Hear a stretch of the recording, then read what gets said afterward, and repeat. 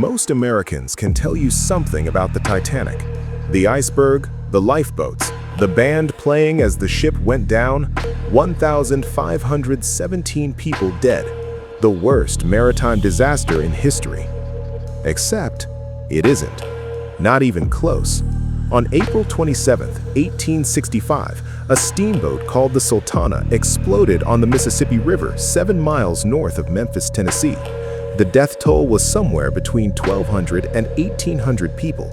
Nobody knows the exact number, and that uncertainty itself tells you something about how this story was handled. What is known is this: the men who died on the Sultana had already survived something almost no human being should survive. They had spent months, some of them more than a year, in the Confederate prison camps of Andersonville and Cahaba. Camps so brutal, so overcrowded, so disease-ridden that dying in them was statistically more likely than dying in battle. These men had endured all of that. They had made it to the end of the war alive. They were going home. And then a military officer took a bribe, a ship captain accepted it, a cracked boiler was improperly repaired, and 2,137 human beings were loaded onto a steamboat designed to carry 376. The boiler exploded at 2 in the morning.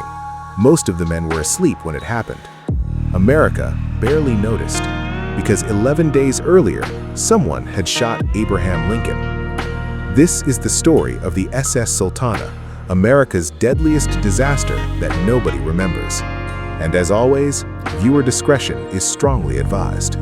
To understand why what happened to the men on the Sultana was so uniquely devastating, you need to understand what those men had already been through. The American Civil War ended in April 1865. Robert E. Lee surrendered to Ulysses S. Grant at Appomattox Courthouse on April 9th. The war that had torn the country apart for 4 years, the deadliest war in American history, killing an estimated 620,000 soldiers on both sides, was finally over. But the end of the war did not immediately mean freedom for the men held in Confederate prisoner of war camps. Tens of thousands of Union soldiers were still imprisoned in the South when the fighting stopped, waiting for the formal machinery of prisoner exchange and release to move them north. The two most notorious of these prison camps were Andersonville in Georgia and Cahaba in Alabama. Both had become synonymous with suffering on a scale that is difficult to comprehend today. Andersonville, officially called Camp Sumter, had held more than 45,000 Union prisoners at its peak. It was designed for 10,000.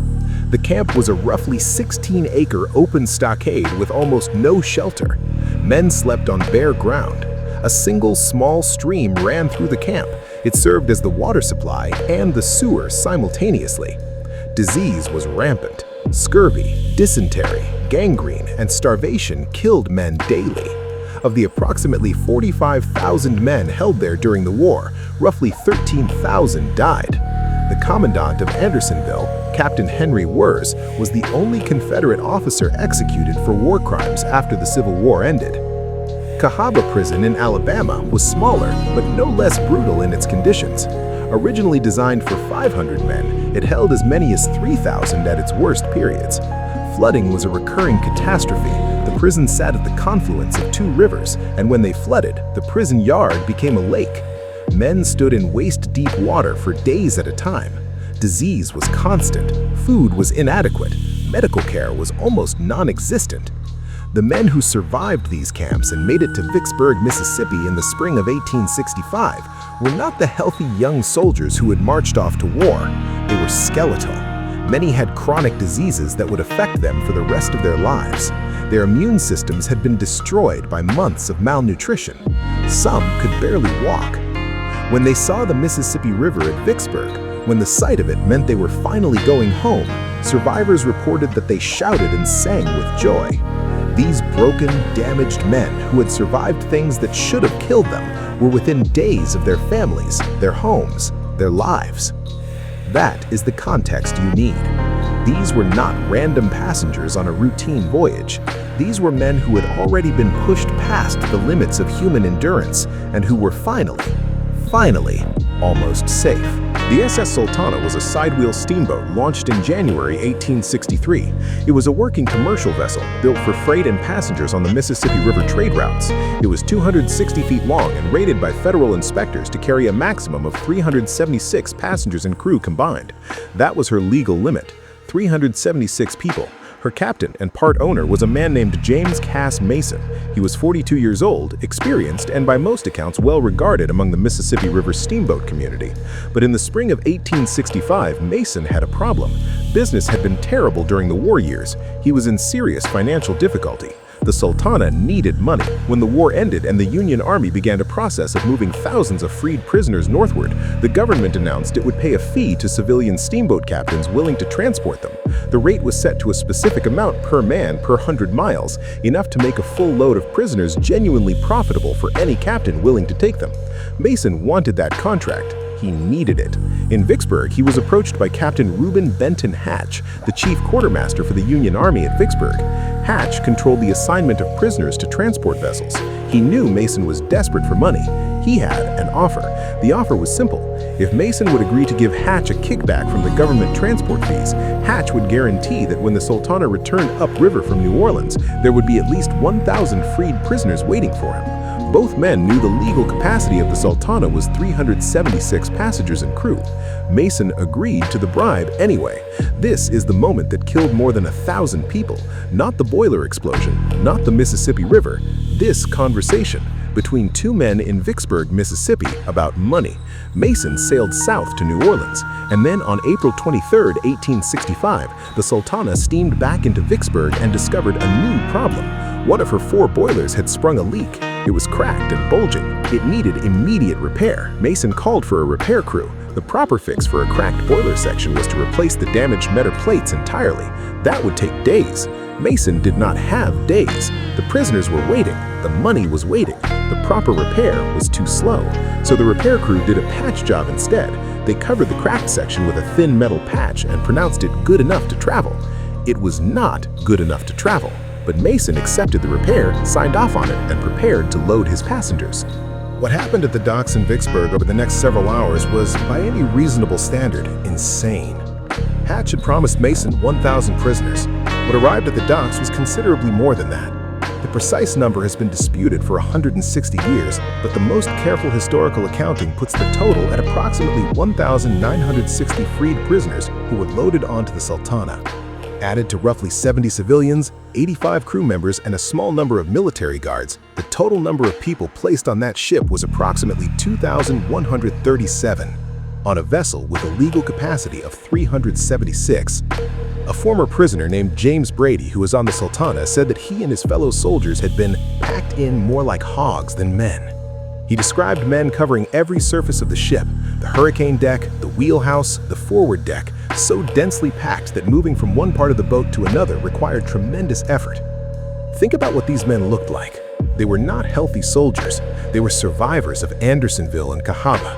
Men who had been starved, who had survived dysentery and scurvy, who weighed a fraction of what they should have. Some were so weak they had to be helped aboard.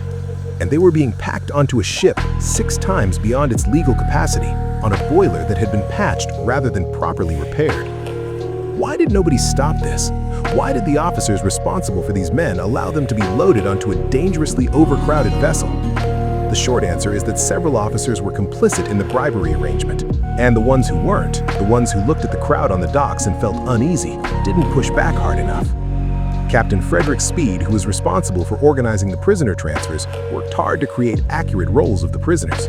But he was ultimately overruled by those above him who prioritized speed over safety. There were also simply other ships available. 2 other steamboats, the Henry Ames and the Olive Branch, had already departed Vicksburg with prisoners aboard before the Sultana arrived. The Henry Ames had carried 1,300 prisoners, and the Olive Branch had carried 700, both within reasonable limits for vessels of their size. There were more ships behind the Sultana that could have taken some of the load. Nobody made that call. The Sultana departed Vicksburg on April 24, 1865, heading north up the Mississippi River. Aboard her, packed onto every surface, were more than 2,100 human beings, most of them already broken by war and imprisonment, most of them dreaming of home, riding on a cracked, overpatched boiler that was now working 6 times harder than it was designed to. Nobody knew anything was wrong for more than 3 weeks. The group had planned to return to the village of Vijay and send a telegram confirming their safe completion of the expedition by approximately February 12th. When that date passed without word, the people waiting for them were not immediately alarmed. Delays of several days were common on expeditions like this. Weather could hold a group up. Unexpected terrain could slow progress. But by February 20th, families had become seriously worried. They demanded action.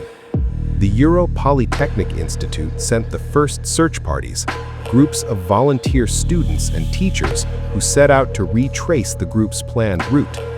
On February 26, 1959, 25 days after the 9 hikers had set up their tent for the last time, search party member Mikhail Sharavin found the tent on the slope of Kolaksiakal. He stopped and stared at what he was seeing. The tent was partially collapsed and buried under a layer of snow. That was not unusual. Snow accumulates on a tent in a storm. But the tent had also been cut open from the inside. A long slash in the canvas on one side, clearly made by a blade from within. And outside the tent, in the snow, beginning from the tent entrance and leading down the mountain toward the tree line, roughly a kilometer below, were footprints. 9 sets of footprints. The footprints were clear enough to examine, and what Sharavin and his colleagues could see from looking at those footprints was deeply troubling. Some of the feet that made them were bare. Others were in socks. A few were in a single boot, one foot protected, one not. Not a single person among the 9 who walked away from that tent had both feet fully protected against the cold. Inside the tent, the searchers found everything the hikers had brought. Their boots, their outer clothing, their food, their equipment. Everything that a rational person leaving a tent in negative 30-degree weather would take with them was still inside. The tent, except for its slashed side, was largely intact. There were no signs of a struggle inside the tent, no blood, no indication of a fight or an attack. The 9 people inside that tent had gotten up in the middle of the night, cut their way out through the side of the tent rather than using the door, and walked down the mountain barefoot in negative 30-degree cold. The search expanded immediately. Military units joined the effort, aircraft were deployed, and over the next days and weeks, the bodies began to be found. The Sultana made stops at Memphis and Helena, Arkansas on her way north. At Memphis, she stopped to deliver a load of sugar and alligators, yes, alligators, which had been purchased as souvenirs and took on coal. Photographs were taken at Memphis showing the impossibly overcrowded ship, men covering every inch of available surface, layers of humanity stacked on every deck. These photographs survive. You can look at them today and see exactly how packed that ship was. She departed Memphis on the evening of April 26, 1865, heading north up the still-flooded Mississippi. The Pern spring thaw had made the river higher and faster than usual. The current was strong. The patched boiler was working hard.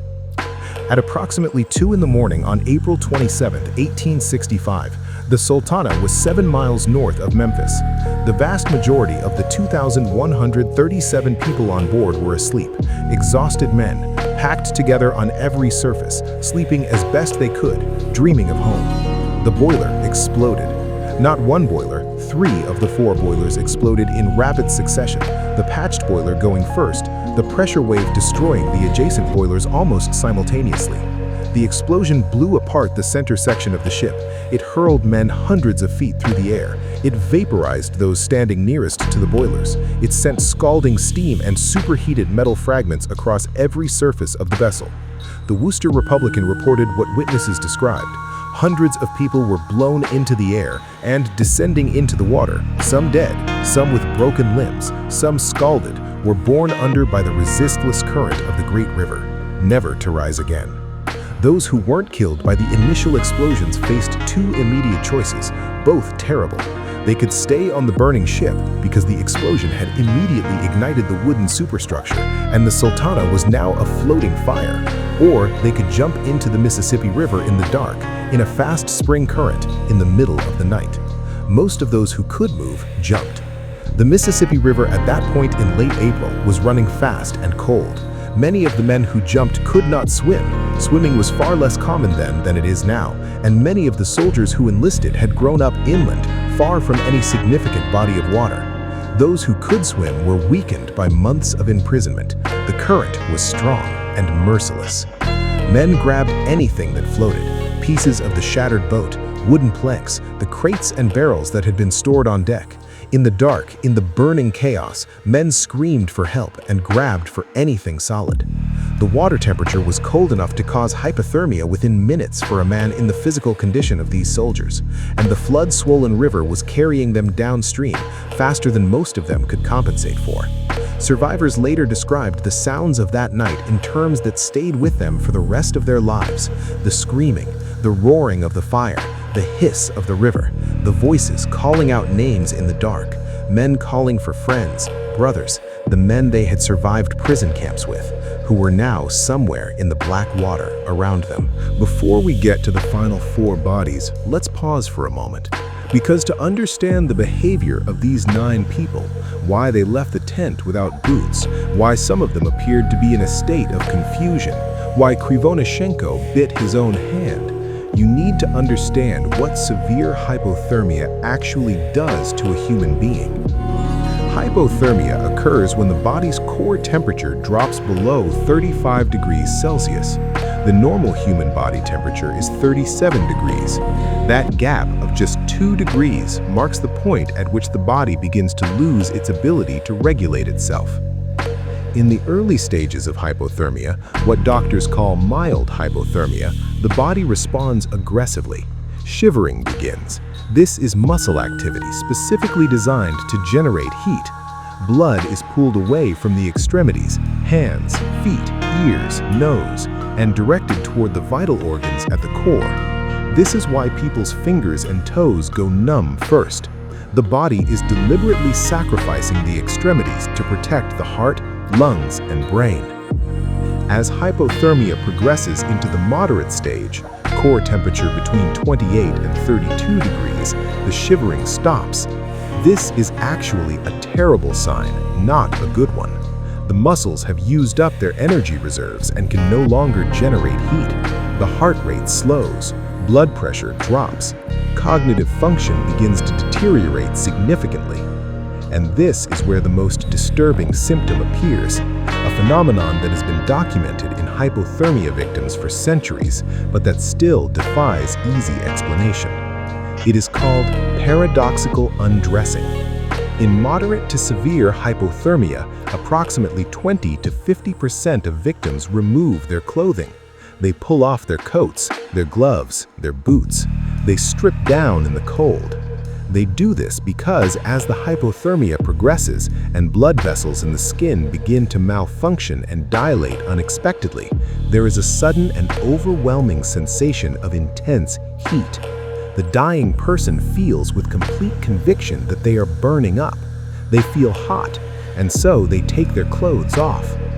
This is almost certainly what explains why some of the Dyatlov hikers were found in their underwear. It is a recognized, documented symptom of a specific stage of hypothermia. It is horrifying to understand, but it has a medical explanation. There is also a phenomenon called terminal burrowing. In the final stages of hypothermia, the brain sometimes triggers a primitive survival instinct, causing a person to seek shelter in small, enclosed spaces. People in the late stages of hypothermia have been found in cupboards, under beds, behind furniture, crawling into the smallest space they can find, driven by an impulse they are no longer conscious enough to question. And severe hypothermia causes confusion, hallucinations, and complete disorientation. People who survive severe hypothermia describe it as not knowing where they were, not being able to think clearly, not being able to make decisions. They describe it as being drunk, but worse, as if the connection between intention and action has been severed. All of this explains some of what happened to the Dyatlov group, but not all of it. Because when the final 4 bodies were found in May 1959, when the snow melted enough to search the ravine where they had built their snow shelter, what investigators found was something that hypothermia alone could not explain. As the burning wreck of the Sultana drifted downstream, the screamings of the men in the water began to reach the shores. Within hours, rescue boats from Memphis and from vessels moored along the river began to respond. In the early morning hours of April 27, 1865, as word of the disaster spread, numerous boats began to assist in the rescue, and the survivors were sent to hospitals in Memphis. The rescue was chaotic. The river was dark. The burning ship provided some light, but it was the light of destruction. Rescuers pulled men from the water, from floating debris, from trees along the flooded riverbank. The flooding had extended the river's reach, and some men had managed to grab onto tree branches and hold on until help arrived. Of the initial survivors, 200 later died from burns sustained during the incident. The Memphis hospitals received men in terrible condition, burned, hypothermic, their weakened bodies unable to recover from yet another catastrophic assault. Of a total of 2,137 souls aboard the Sultana on April 27, 1865, there were 963 survivors and 1,169 confirmed deaths, giving the Sultana the distinction of being the worst maritime disaster in American history to this very day. Some historians place the death toll as high as 1,800, accounting for men whose names were never recorded in the chaotic conditions of the prisoner transport system. The death toll exceeded that of the Titanic by hundreds. It exceeded any single battle death toll from several significant Civil War engagements. It was the largest loss of American life in a single event between the Battle of Cold Harbor in 1864 and the attack on Pearl Harbor in 1941, and virtually nobody knew about it. Here is the element of the Sultana story that makes it uniquely and permanently tragic. Not just that it happened, not just that it was caused by corruption and greed, but that it happened and then essentially disappeared from public consciousness almost immediately. The reason is timing. On April 14, 1865, 13 days before the Sultana exploded, President Abraham Lincoln was shot at Ford's Theater in Washington by John Wilkes Booth. At 7 a.m. on April 15, 1865, President Lincoln died. The nation was in shock. The most beloved president in American history, the man who had guided the country through 4 years of devastating war, the man who had signed the Emancipation Proclamation, the man whose face had become synonymous with the Union cause, had been murdered. The grief and anger that swept through the northern states was overwhelming. Every newspaper in the country was filled with Lincoln. Every conversation was about Lincoln. The investigation into the assassination conspiracy, the capture of Booth, the trials of the conspirators, all of it consumed the national attention completely. The story of the Sultana was relegated to page 3 of the Cincinnati Daily Gazette, overshadowed by tributes to the nation's assassinated president. Think about that.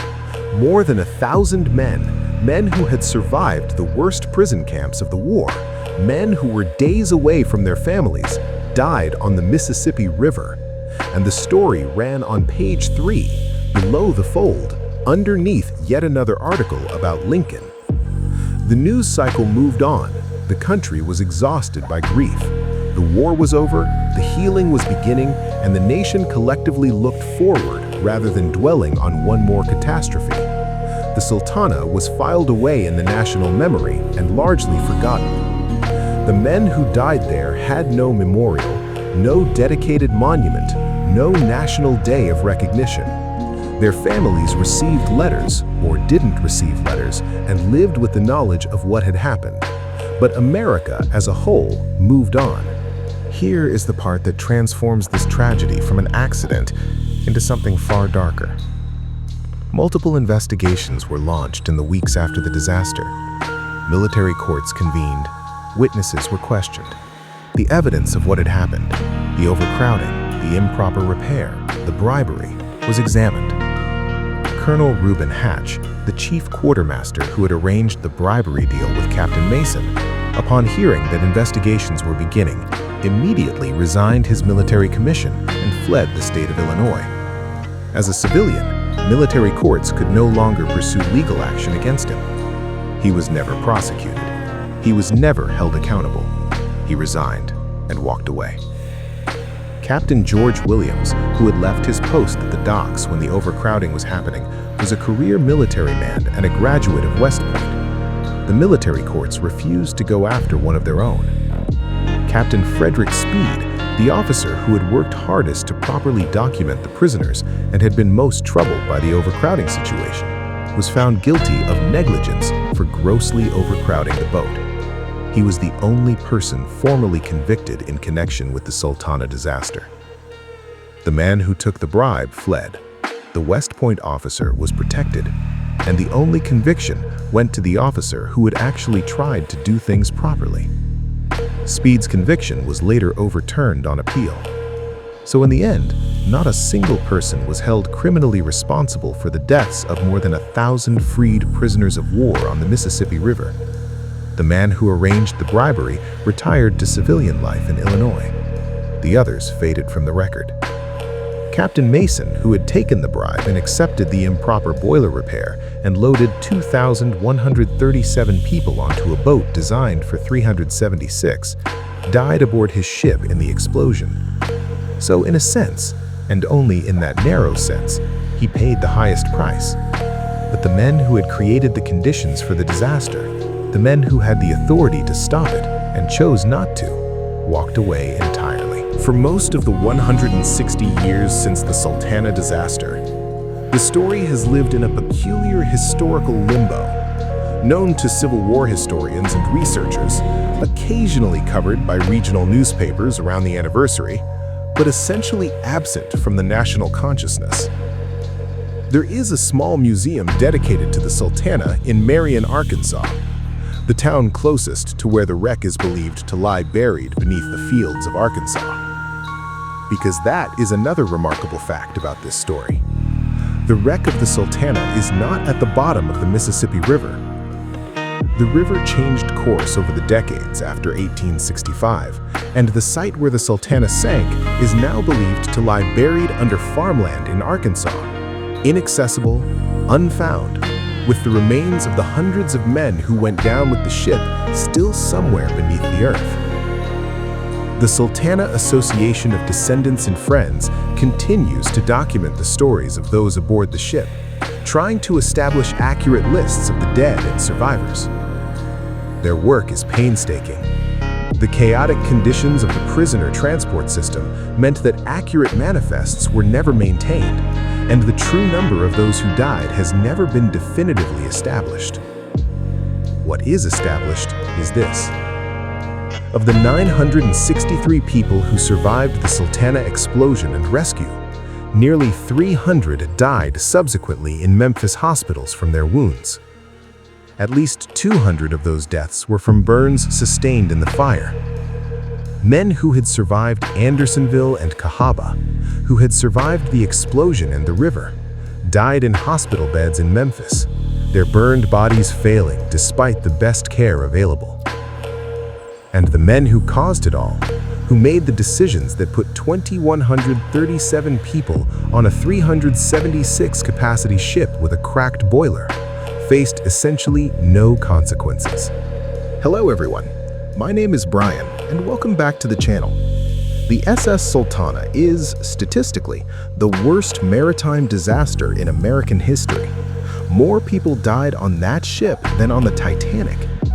They died not because of a storm, not because of an iceberg, not because of an unforeseeable accident, but because of a bribe and a cracked boiler and a military system that protected its own when the investigations came. And the men who died were not random strangers. They were Union soldiers who had survived the prison camps of Andersonville and Cahaba. Men who had been through hell and come out the other side. Men who were within days of their families and their homes. They deserved better. They deserved a country that remembered them. If this story moved you, and I hope it did, the Sultana Association of Descendants and Friends at thesultanaassociation.com is the best place to learn more about the men aboard that ship. They are actively working to document every person who is on the Sultana, and their work matters.